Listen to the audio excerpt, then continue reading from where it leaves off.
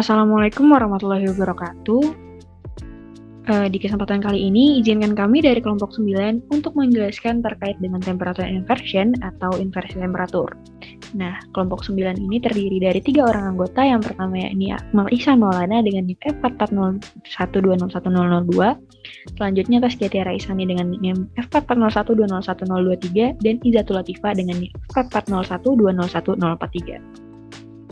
Di video kali ini kami akan membahas tentang beberapa topik tentang inversi temperatur. Yang pertama ada pengertian dan penyebab inversi temperatur, yang kedua mekanisme terjadinya inversi temperatur, yang ketiga dampak terjadinya inversi temperatur di atmosfer, yang keempat lapisan atmosfer dan tempat terjadinya inversi temperatur, yang kelima manfaat inversi temperatur, yang keenam keterkaitan inversi temperatur dengan penyebaran polutan di udara, dan yang terakhir ada inovasi yang dilakukan dalam upaya mengurangi efek inversi temperatur.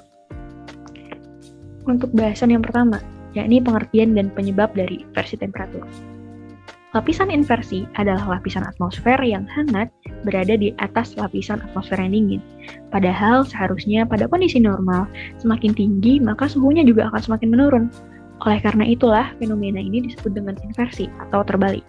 Lapisan inversi dapat terjadi karena aliran udara hangat atau dingin adveksi bertemu dengan udara hangat atau dingin front.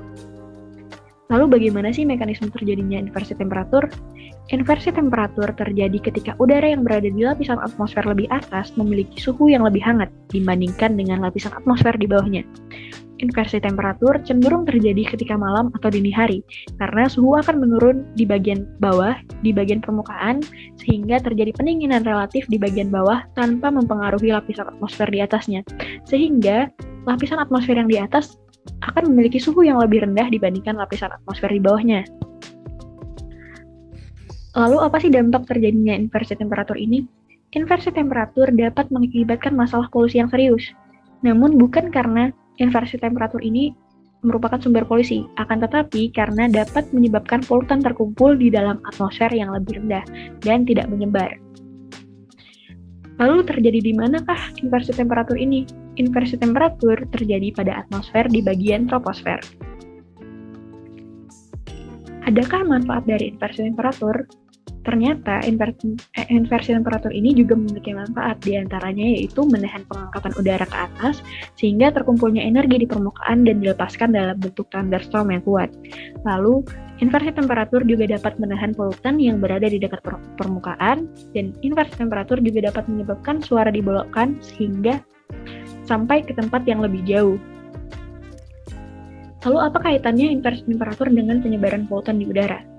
Inversi temperatur mengakibatkan udara tidak bergerak, sehingga polutan dalam udara tersebut terperangkap pada lapisan bawah. Terperangkapnya polutan dalam lapisan udara ini bisa meningkatkan jumlah asap. Lapisan inversi yang biasanya hangat, kering, dan tidak berawan akan mentransmisi sinar matahari dalam jumlah maksimum dan berinteraksi fotokimia dengan polutan yang terperangkap, membentuk suatu asap dalam jumlah yang tinggi. Adakah inovasi yang perlu dilakukan untuk mencegah terjadinya inversi temperatur ini?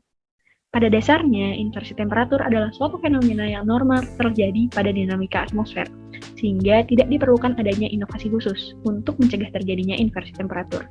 Namun, efek dari polutan yang terkumpul saat terjadinya inversi temperatur dapat ditanggulangi dengan meminimalisir sumber polutan.